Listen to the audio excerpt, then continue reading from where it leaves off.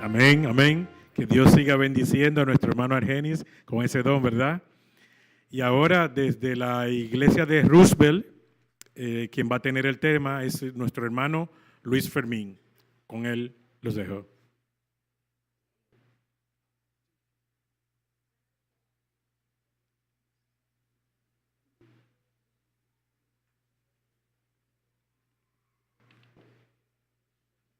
Buenos días, iglesia. Feliz sábado. Estoy viendo la hora. Estoy viendo la hora, pero el Señor hace milagros, ¿verdad? Creemos en Él. Es un placer, un privilegio y una bendición poder compartir la palabra de Dios con sus hijos, es decir, con ustedes. Así que les voy a pedir que mientras yo hablo, eleven mentalmente una oración al cielo, pidiéndole al Padre Celestial que les hable a través de mi mensaje, a través de este mensaje que está basado en la poderosa palabra de Dios. También les voy a pedir para mantener la reverencia en el templo, ¿verdad? Les pido humildemente que bajen el volumen de su celular. Pónganlo en modo de vibrar. Vamos a invocar aquí la presencia del Espíritu Santo y tenemos que prepararnos para escucharle, ¿verdad? Y una de las preparaciones es la reverencia. Estoy aquí.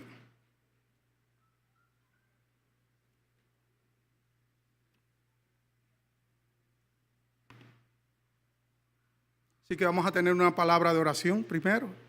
Oramos.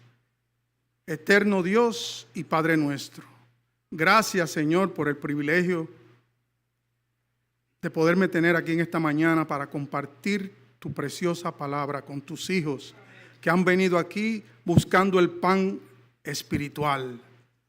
Úsame, Señor, conforme a tu divina voluntad, que el fuego de tu Santo Espíritu purifique mis labios, Señor, y yo pueda hablar claro y preciso, Señor, para tu gloria y honra. Y esto te lo pido, Padre, en el poderoso nombre de Cristo Jesús. Amén. Pues, mis hermanos, este mensaje que yo les traigo, yo le llamo mi sermón inaugural, cuando lo predico por primera vez en una iglesia. Aunque yo he predicado aquí anteriormente, pero a lo mejor muy pocas personas lo recordarán. Estoy hablando para el 72, 70. No pensé llegar aquí, pero hay veces que uno piensa, se acabó la historia para mí, pero no es cuando tú quieres, es cuando Dios quiere. Y para su gloria y honra, estoy aquí en esta mañana. Y mi mensaje para ustedes es una pregunta. ¿Por qué soy adventista del séptimo día? ¿Por qué? Siempre hay alguien que hace esa pregunta y uno que tiene que estar preparado para contestarla. Pues les diré, mis hermanos, que yo provengo de una familia que pertenecía a la iglesia metodista libre. Cuando comencé la escuela elemental, mi madre me matriculó con mucho sacrificio en un colegio evangélico, la Academia Discípulos de Cristo, en Santurce, Puerto Rico. De manera que fui creciendo con los principios de la palabra de Dios. Y debido a un sueño que se repitió por 3 noches seguidas, acepté el llamado del Señor Jesús. Pero no fue hasta los 15 años que conocí el mensaje adventista. Y desde entonces entendí que la iglesia adventista del séptimo día nace de una profecía bíblica, que este pueblo tiene las características proféticas de la iglesia remanente. Y antes de seguir, quiero saludar a mi esposa, que no lo hice. Ella me acompaña. Gracias por acompañarme. Y al pastor Torp, que también quiero darle un saludo caluroso. Mucho gusto de verlo, pastor. Así que en esta mañana, mis hermanos, yo les voy a hablar de los libros de Daniel y Apocalipsis. Sí, con esos 15 minutos que me quedan, si me paso, que el Señor me ayude, ¿verdad? Les voy a hablar de los libros de Daniel y Apocalipsis. Y lo voy a mezclar con un poco de la historia del pueblo adventista, para que veamos a través de estos dos libros proféticos el surgimiento de la iglesia remanente, y para finalmente contestarles la pregunta: ¿por qué yo soy adventista? Apocalipsis, la revelación de Jesucristo. Fue a través de este maravilloso libro que el Espíritu Santo me iluminó para entender que Dios tiene un pueblo especial, diferente al resto del mundo cristiano, la manada pequeña a la que Jesús hizo referencia en Lucas 12:32. ¿Por qué soy adventista del séptimo día? Es una pregunta muy importante para mí. Y es una pregunta muy importante para la iglesia. Saber de dónde salimos y hacia dónde vamos. Por tal razón, les voy a hablar en esta mañana del centro del libro de Apocalipsis. Así que busquemos en nuestras Biblias Apocalipsis capítulo 10. Apocalipsis 10. Y vamos a leer los versículos 8 al 10. Y dice la palabra: la voz que oí del cielo habló otra vez conmigo y dijo: ve y toma el librito que está abierto en la mano del ángel que está en pie sobre el mar y sobre la tierra. Y fui al ángel diciéndole que me diese el librito, y él me dijo: toma y cómelo, y te amargará el vientre, pero en tu boca será dulce como la miel. Entonces tomé el librito de la mano del ángel y lo comí, y era dulce en mi boca como la miel, pero cuando lo hube comido, amargó mi vientre. Este capítulo trata principalmente de un librito abierto en las manos de un poderoso ángel.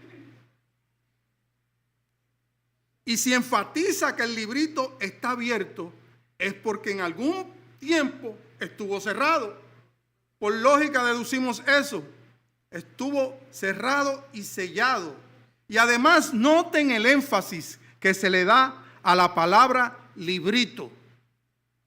¿Por qué será?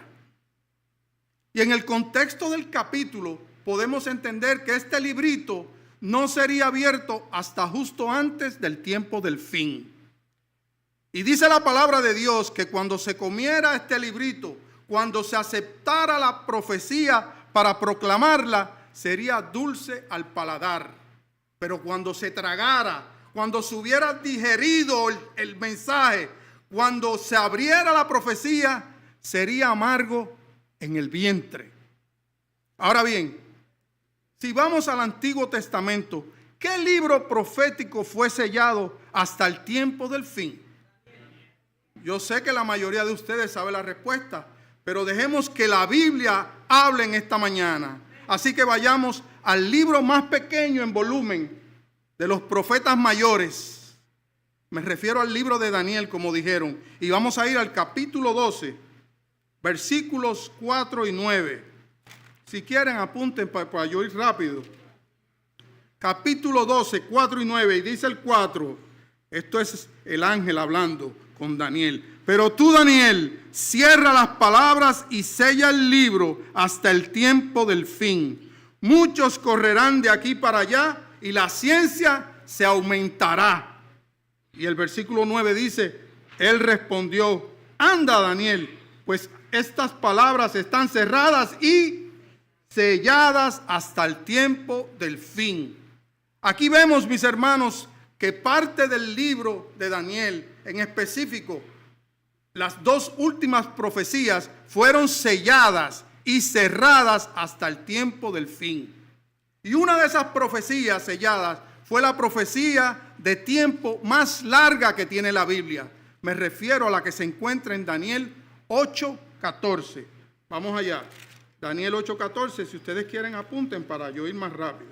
Daniel 8:14 dice: y él dijo: hasta 2300 tardes y mañanas, luego el santuario será purificado. Qué palabras más enigmáticas, cuán llenas de suspenso. Este versículo es considerado cumbre y centro de todo el libro de Daniel por teólogos y por estudiosos de la Biblia. Este versículo, mis hermanos, se conoce como el acta de nacimiento de la iglesia adventista. ¿Por qué? Pues fue a la luz de esta profecía que surge la iglesia adventista del séptimo día. Y cuando esas profecías fueron abiertas y Guillermo Miller, un laico bautista, estudiando este versículo, él entendió en el año 1830 que Cristo regresaría pronto. Y obviamente se llenó de alegría ante la esperanza bienaventurada. Y qué dulce fue esa verdad a su ser. Nadie hablaba de la segunda venida de Cristo en ese tiempo. En ese tiempo se hablaban de 1000 años de paz, porque el mundo estaba haciendo universidades y escuelas y estaba llegando la educación al pueblo. Y ellos veían que lo que venían eran 1000 años de paz, entendían eso. Nadie hablaba de eso. Y Miller comenzó a predicar precisamente eso. Y la noticia del segundo advenimiento de Cristo se regó como pólvora por todo Estados Unidos y otras partes del mundo. Miller era un convincente predicador que cautivaba a grandes multitudes. Y la segunda venida de Cristo era un tema que fascinaba a las almas. Yo les diré algo ahora mismo, mis hermanos. La mejor noticia de todos los tiempos será el regreso de Jesús para buscar a su pueblo. Gloria a Dios. Porque aquí en esta mañana, mis hermanos, aquí todos sabemos que en algún momento vamos a degustar la muerte primera. Es ley de vida.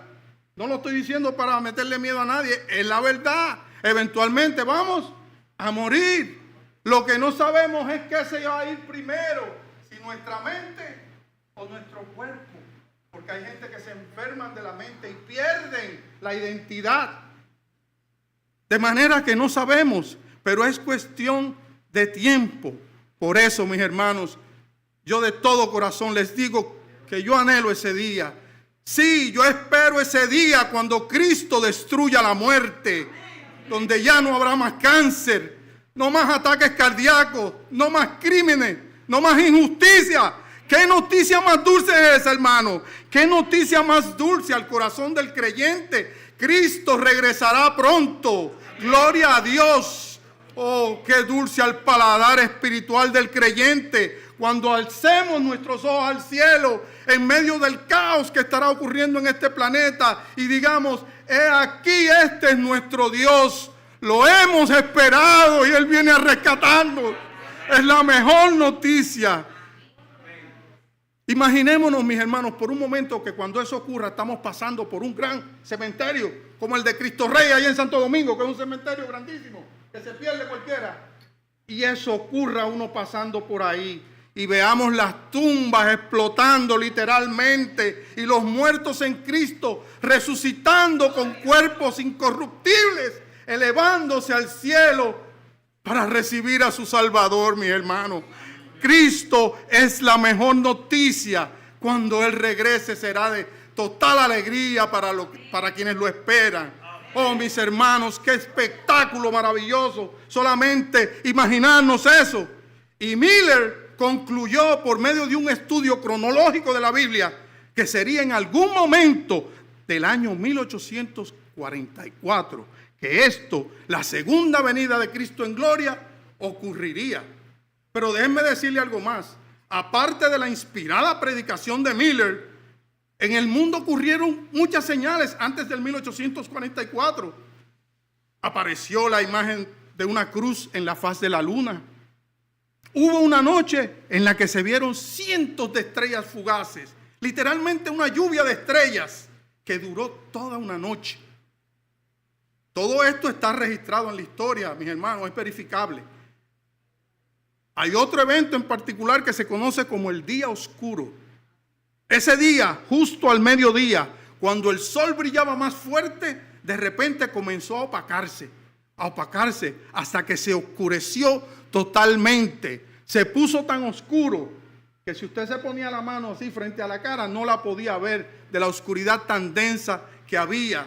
Se cuenta que los animales de granja se comportaban como si fuera de noche, las gallinas subiéndose a los palos. Y muchas personas pensaron que ese día era el día del juicio final. Este evento dejó una impresión duradera en la memoria colectiva de la población. Y todas estas cosas, más la predicación de Miller, hizo que mucha gente en Estados Unidos se prepararan para este magno evento. Sí, Cristo viene. Y comenzaron a vender sus casas, y comenzaron a vender propiedades, a abandonar trabajos, a sacar sus hijos de las escuelas. En fin, todo el mundo alistándose para irse al cielo con Cristo. Pero llegó el día fijado, el 22 de octubre del 1844, y Cristo no vino, mis hermanos. Y fue algo sumamente decepcionante. Un gran chasco, mis hermanos, parecido al de los discípulos cuando vieron a Cristo crucificado en la cruz. ¿Recuerdan? Algo que se esperaba con tanta alegría, con tanta esperanza, se convirtió en un evento tan triste. Una noticia que fue tan dulce al oído, se convirtió en un evento de amargura y vergüenza.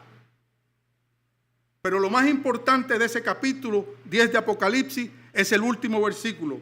Versículo 11. Y mire cómo nos dice Apocalipsis 10:11. Y él me dijo, es necesario que profetices, que prediques otra vez sobre muchos pueblos, naciones, lenguas y reyes.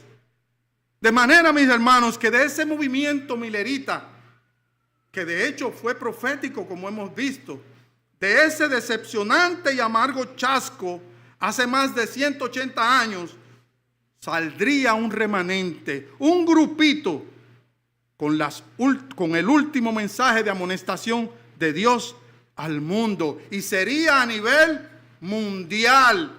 No sería un movimiento en Estados Unidos nada más, no. Esto le iba a dar la vuelta a la bolita del mundo. Iba a ser un movimiento a nivel mundial. Pero ¿dónde encontramos ese mensaje? Lo encontramos en el capítulo 14 de Apocalipsis, pero luego lo veremos.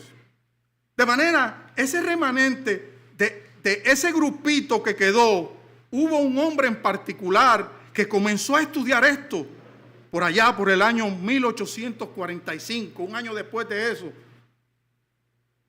Él era un retirado capitán de barco llamado José Bates, un milerita. Mis hermanos, cuando digo milerita, me refiero a que era adventista. Todo el que cree en el segundo advenimiento de Cristo en gloria es adventista, porque de ahí viene esa palabra. Adventista viene de advenimiento. Así que si usted es evangélico, pero usted cree en la segunda venida de Cristo, usted es adventista también. Adventista es que cree en el regreso de Cristo en gloria, no en un arrebatamiento secreto, no, en el regreso de Cristo donde todo ojo lo verá. Eso es un adventista. Y mientras José Bates estudiaba el libro de Daniel, específicamente Daniel 8:14, tratando de entender lo que había pasado un año atrás, en otro lugar ocurre algo que va atado a esta historia. Escuchen bien. Después del gran chasco, mis hermanos, la gran mayoría se fue. Imagínense que está todo el mundo esperando a Cristo. Pues esto es mentira. Y se fueron un montón de gente que perdieron la fe, abandonaron la fe. Y de ahí salieron muchos otros movimientos religiosos, como los testigos de Jehová, los espiritualistas. De ahí salieron líderes que formaron otros movimientos porque no creyeron. Pero un pequeño grupo, una manada pequeña, se quedó firme en la palabra de Dios. Y ellos ayunaban y oraban, rogándole al Padre Celestial que les mostrara dónde habían errado al interpretar las Escrituras. Y fue así que Dios le dio una visión a un señor llamado Irán Edson. Al cruzar un maizal, se fue en visión como los antiguos hombres de la Biblia. Y el cielo le fue abierto. Y él vio a Cristo entrando al lugar santísimo del santuario celestial. Y mientras Bates seguía estudiando la palabra de Dios, rogando por luz acerca de la profecía de las 2300 tardes y mañanas, el Espíritu Santo lo condujo hasta el capítulo 11, versículo 19 del libro de Apocalipsis. Y miren lo que el hermano Bates encontró allí. Apocalipsis 11, 19. Y dice la palabra. Ay, gracias. Dice allí, y el templo de Dios fue abierto, ¿dónde? En el cielo, y el arca de su pacto se veía en el templo, y hubo relámpagos, voces, truenos, un terremoto y grande granizo. Y al hermano Bates leer ese versículo, sus ojos se abrieron con sorpresa, porque eso conectaba claramente con lo que él había leído en Daniel 8:14 y con la visión que había tenido el hermano Edson. Hasta 2300 tardes y mañanas, y el santuario será purificado.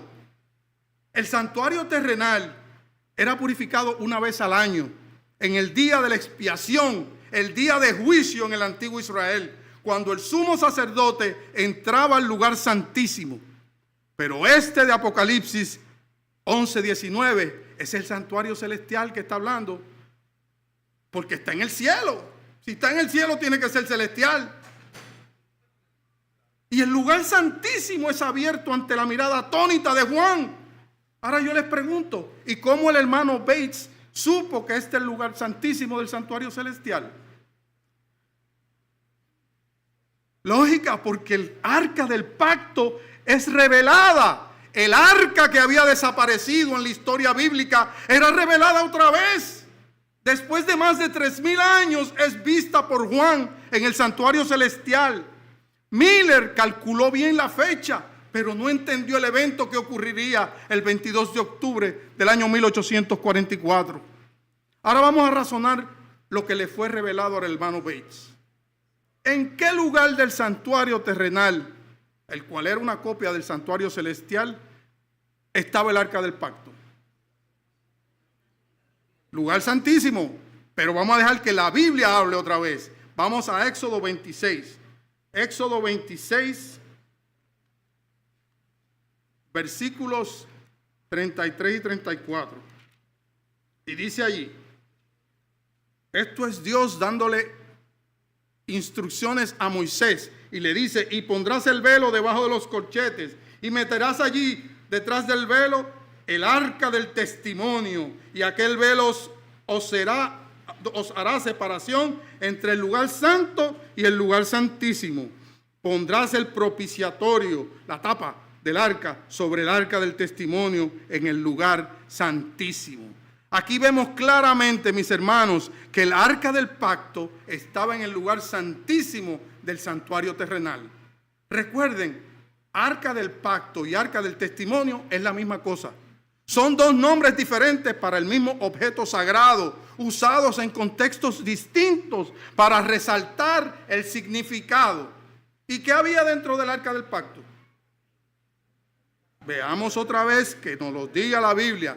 En Deuteronomio, versículo 10, dice allí, esto es Moisés, hablando de que Dios escribió en las tablas conforme a la primera escritura los 10 mandamientos que Jehová os había hablado en el monte de en medio del fuego el día de la asamblea, y me las dio Jehová. Y volví y descendí del monte y puse las tablas, ¿dónde? En el arca que había hecho, y están allí como Jehová me mandó. Dentro del arca del pacto estaban las tablas de la ley, los 10 mandamientos que Dios mismo había escrito con su dedo, que representan el pacto de Dios con su pueblo. De ahí el nombre, el arca del pacto. Y estas tablas dan testimonio del pacto de Dios con su pueblo. Por eso es que también se conocen como el arca del testimonio. Y esto llevó al hermano Bates, que ya estaba inspirado en el Espíritu Santo, siguió escudriñando y lo llevó hasta el capítulo 12 del libro de Apocalipsis. Este capítulo es la historia de la iglesia cristiana, desde el nacimiento de Cristo hasta el fin. Y el versículo 17 nos señala las dos características principales que tendría el pueblo de Dios en el tiempo del fin. Veámosla. Está en Apocalipsis 12:17. Y miren lo que nos dice allí. El hermano Bates llegó hasta este versículo conducido por el Espíritu Santo en su ayuno y oración. Y allí dice, entonces el dragón se llenó de ira contra la mujer y se fue a hacer guerra contra el resto de la descendencia de ella. ¿Y quiénes son esos? Los que guardan los mandamientos de Dios y tienen el testimonio de Jesucristo.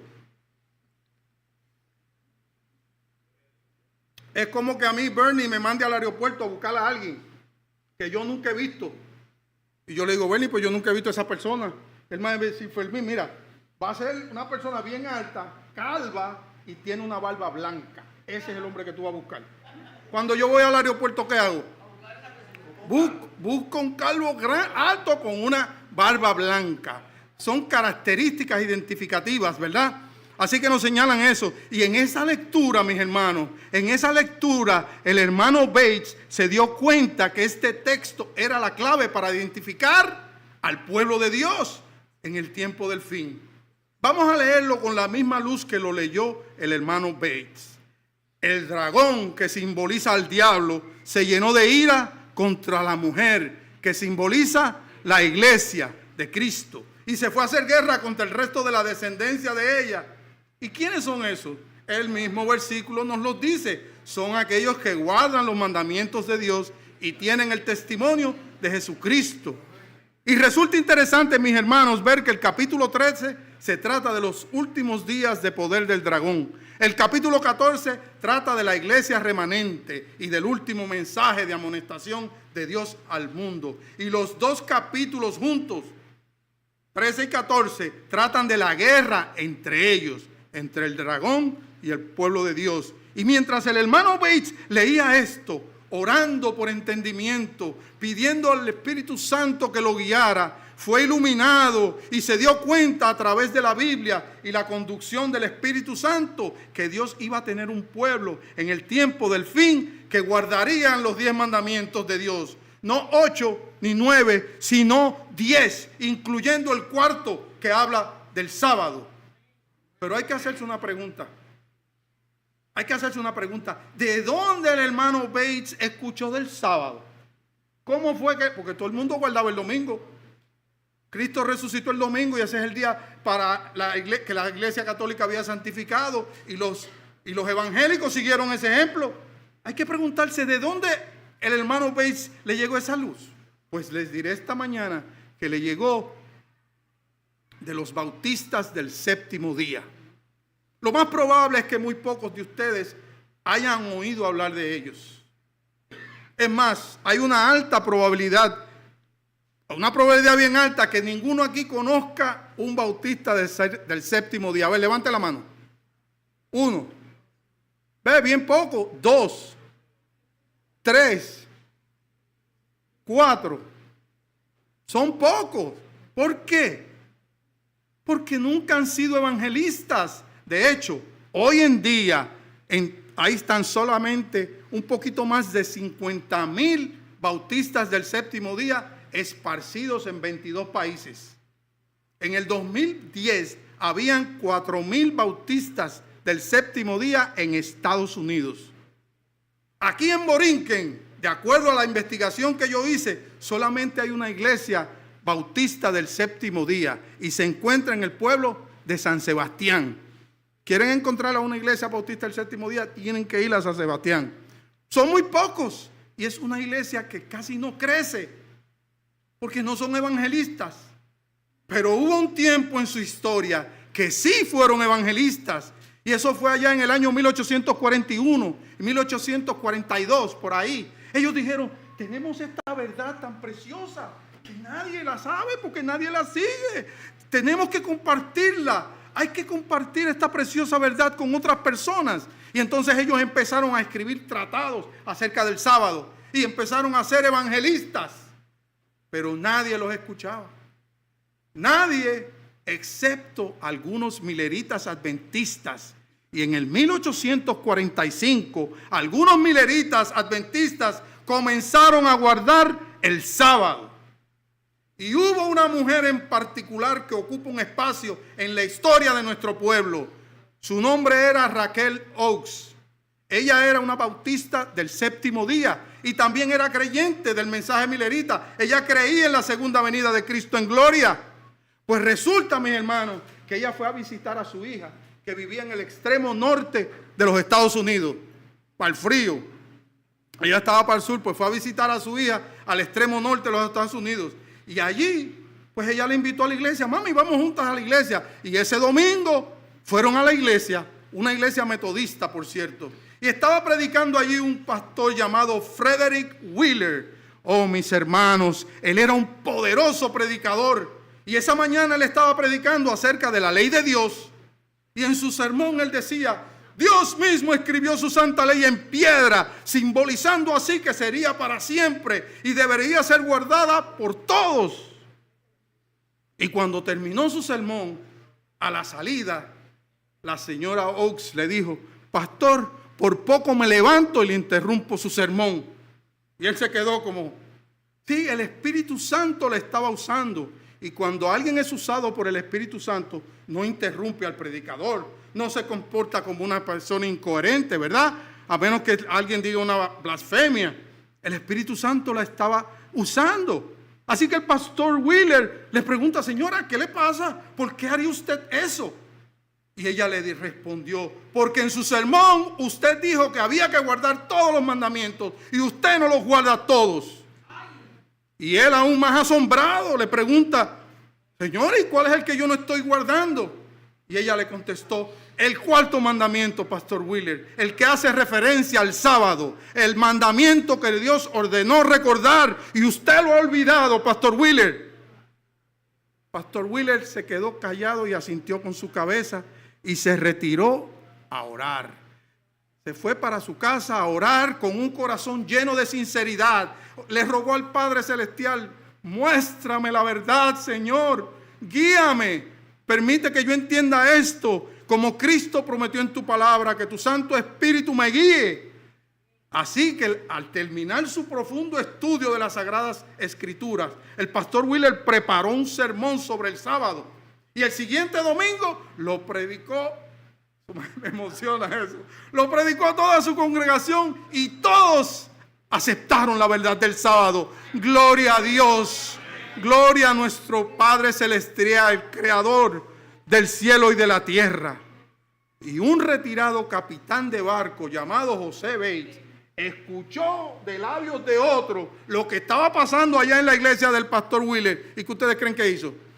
Arrancó para allá e inmediatamente viajó a esa parte de los Estados Unidos para hablar con él. Y cuando llegó allí, hablaron y oraron y estudiaron la palabra de Dios toda la noche, mis hermanos. Esto no es que me cansé, que me dio sueño. No, esto es cuando usted tiene hambre y sed.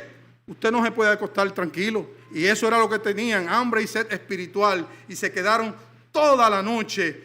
Y cuando regresó a su casa, el hermano Bates estaba tan contento con la verdad del séptimo día que daba gloria a Dios por haber iluminado su entendimiento y haberlo guiado a la verdad del sábado. Así que siguió estudiando la palabra y afirmando su fe en las promesas de Dios. Y voy a cortar un poco la historia de la iglesia porque hay más por el tiempo. Mi esposa me dice: no tomes el tiempo de los hermanos, ellos tienen sus cosas que hacer y tienen que comer también, ¿verdad?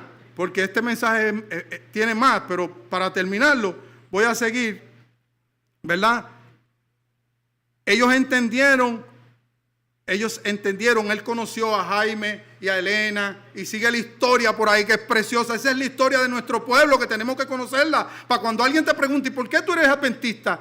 Tener con qué responder, saber, mira, esta iglesia nació de aquí, esta iglesia, la base de esta iglesia es la palabra de Dios y es una iglesia profética.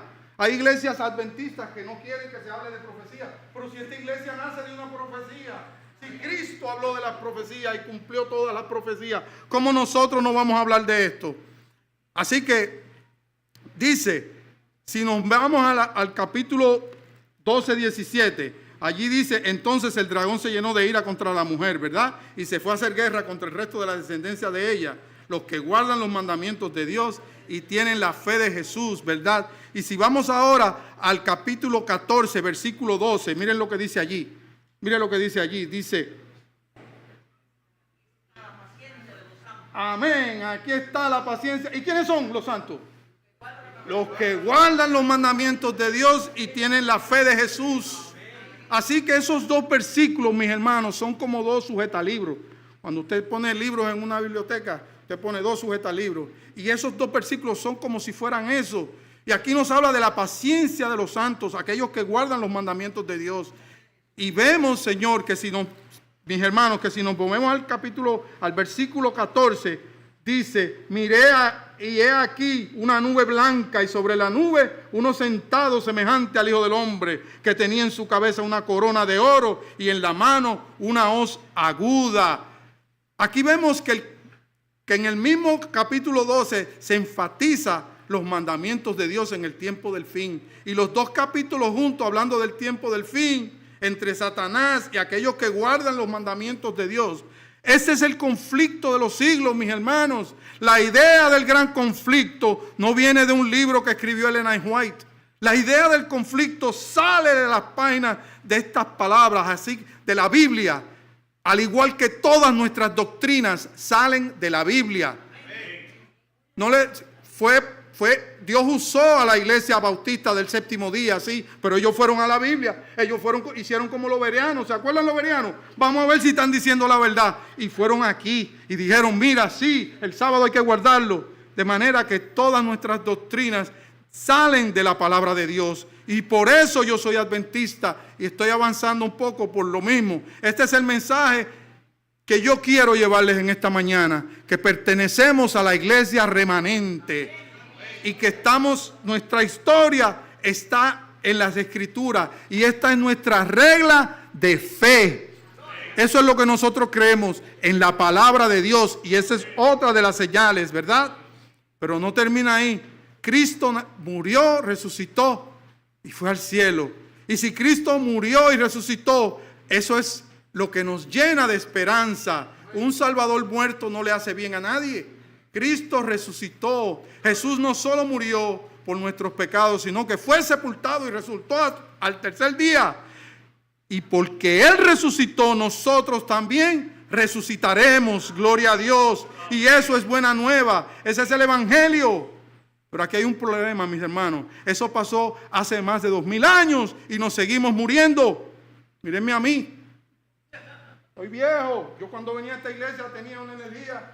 Necesito espejuelos. Yo tenía 20 todo el tiempo. A veces yo no oigo bien. Se me cayó el pelo. Poco a poco yo me sigo deteriorando. No he muerto, pero en algún momento moriré. Así que tiene que haber algo más en el Evangelio. Y ese algo que tiene que haber en el Evangelio está en el libro de Apocalipsis. El libro de Apocalipsis es un libro de esperanza, de buenas noticias. Yo le llamo el quinto Evangelio de las Escrituras. Lo que sea el último mensaje justo antes de que Cristo venga será acerca del Evangelio. De manera que hemos visto el mensaje, lo he cortado, pero yo sé que con lo que les he podido transmitir, ustedes van a salir su espíritu llenos, ¿verdad?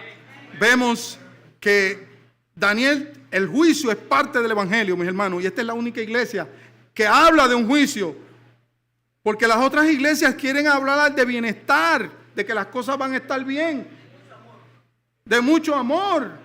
Entonces no llevan a que, mira, va a haber un juicio. Daniel 7:22 nos dice que el juicio es para beneficio de los santos. Y primera de Juan 4:17 nos dice, en esto se ha perfeccionado el amor de Dios en nosotros, para que tengamos confianza. ¿Cuándo? En el día del juicio. El juicio será de bendición para los que esperan en el Señor. ¿Verdad? Ahora quiero terminar, discúlpenme, pero hablo del sábado. El sábado es el sello de la ley, ¿verdad? Es literalmente el sello de su santa ley y es el eje de su gran conflicto. Todavía no ha pasado, pero está por pasar. Hay un poquito de tardanza, pero esa ley dominical viene por ahí y eso va a ser el eje del gran conflicto, mis hermanos. Hermanos, el sábado nos recuerda que Dios es el creador y es digno de toda gloria y honra. El sábado es el único mandamiento que cuando usted lo cumple lo puede ver la gente. Ahora mismo yo puedo ser un embustero y le puedo decir a ustedes un montón de mentiras. Y ustedes no lo saben. ¿Van a creer que es verdad? O yo pude haber matado a alguien. Ese es un mandamiento, ¿verdad? Yo pude ayer matado a alguien y nadie lo sabe. Pero cuando usted guarda el sábado, la gente lo ve. Usted no lo puede esconder. El vecino lo va a ver vistiéndose y dirá, ay, ¿para dónde va Fermín hoy? Hay una boda. ¿Por qué se pondrá tan elegante? Hasta que entre el momento que yo le digo, no, no es una boda, es una fiesta espiritual y es adorar a Dios que yo voy en su día. Y ahí doy testimonio. El sábado es algo que la gente ve y damos testimonio a través de eso. Porque adoramos no al día, sino al Señor del día, gloria a Dios. Así que mis hermanos, el sábado es un testimonio en el tiempo que al ser guardado y recordado por su pueblo, proclama que Jehová es el creador de todo. La profecía también dice que este mensaje va a ser predicado a todo el mundo. Esa es otra señal porque esta iglesia es la remanente, porque este mensaje está alrededor del mundo. Hay veces que uno ve que esta iglesia llega a sitios donde ni hablan ni español, ni inglés, ni francés, ni ningún idioma conocido, sino y te dice, ¿cómo llegaron ahí? Y es porque es un movimiento que está guiado por Dios. Yo soy cristiano por convicción, pero soy adventista del séptimo día por convicción. Cristiano por conversión, me convertí a Cristo. Y soy adventista del séptimo día por convicción, porque me he convencido, en mí no hay duda de que esta iglesia es la iglesia remanente. Y ya para dejarlo, va a haber mucha gente que guarda el sábado, que es vegetariana, que creen que al cumplir con los mandamientos de Dios se han ganado el cielo y serán destruidas, mis hermanos. Serán destruidas en la segunda muerte. ¿Y por qué? Porque ellos creen que son salvos por guardar la ley. No han entendido que la fe en el Cordero de Dios, en Cristo Jesús, es lo único que te puede salvar. El amor es el cumplimiento de la ley. Y al no tener ese amor transformador de Cristo en nuestros corazones, nos convertimos en personas orgullosas, xenofóbicas, altivas, clasistas, egoístas, oportunistas. No reflejamos a Cristo al no tener el amor, por más que guardemos el sábado. Por más que dejamos de comer carne de cerdo, mis amados, uno puede hacer todas las cosas bien, correctas y perderse. Si uno cree que cumple toda la ley, pero no tiene amor y humildad, bondad y compasión y mansedumbre, eso es señal de que el evangelio de Cristo no ha transformado el corazón de uno. Amados, el amor es el fundamento de la ley moral de Dios. El amor es el eslabón que une todos los mandamientos. Y si no tenemos ese amor, tenemos que rogarlo. Tenemos que pedirle a Dios que nos ayude y nos haga seres amantes, seres amadores del prójimo, seres que hagamos actos de bondad y actos de amor. Y ya para terminar, vamos a meditar en este himno. Por favor, escúchenlo de pie, cierren sus ojos y mediten en esta palabra. Como me dijo la hermana, cada himno es un mensaje.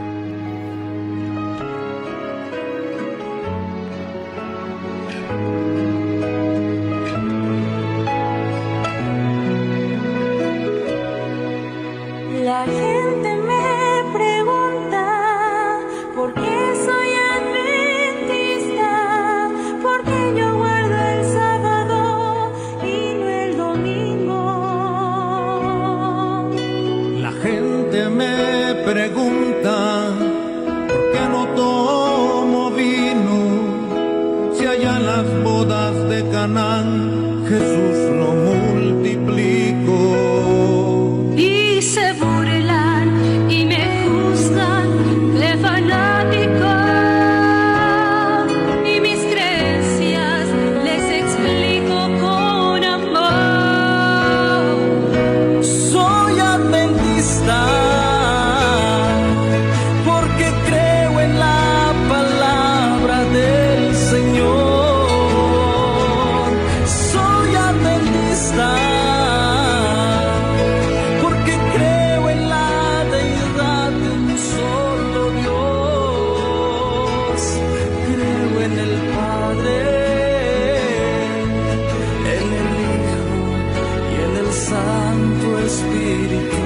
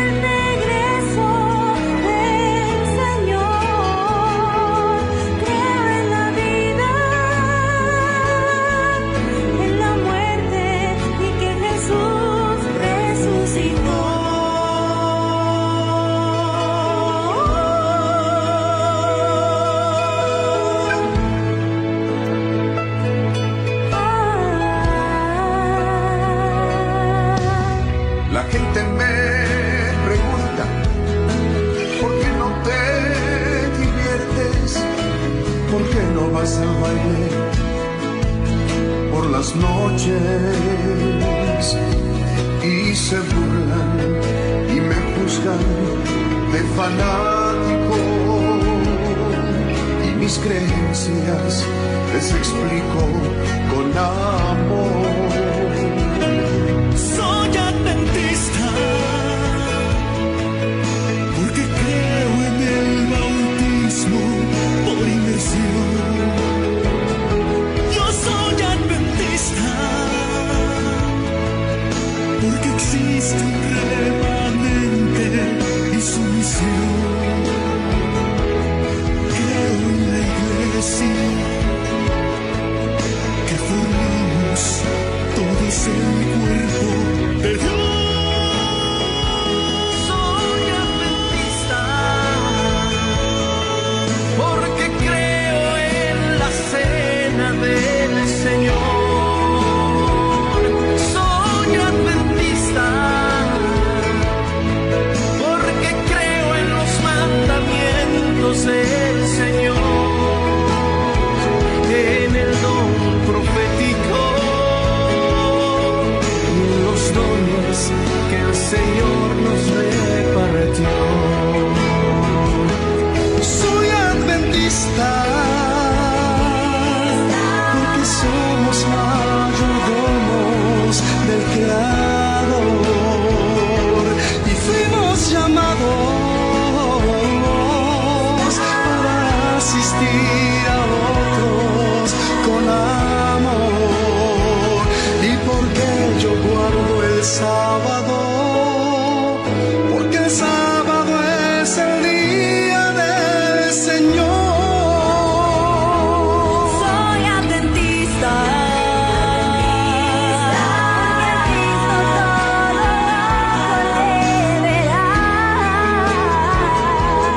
Soy adventista.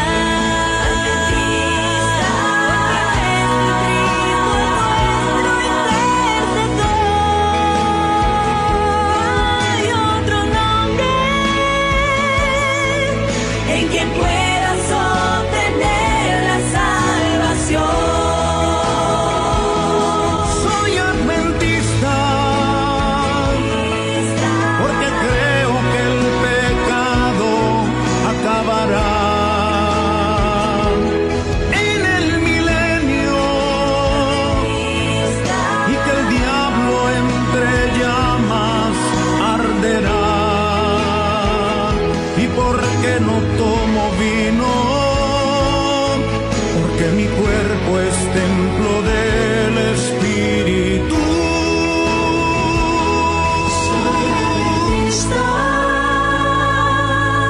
Porque simplemente soy hijo de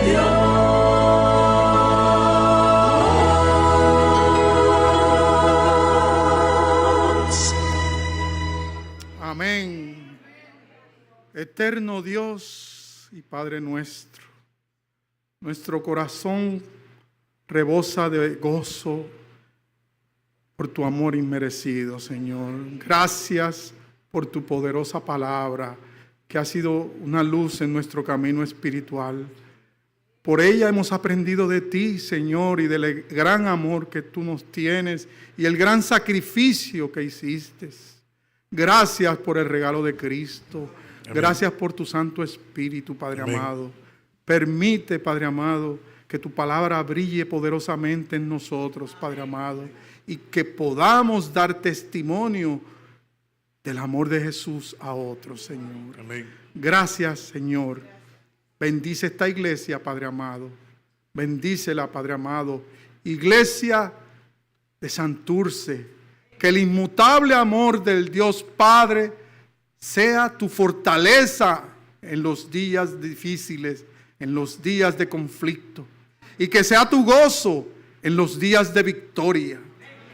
Que la gracia del Señor Jesucristo te acompañe en cada paso que des en este nuevo año.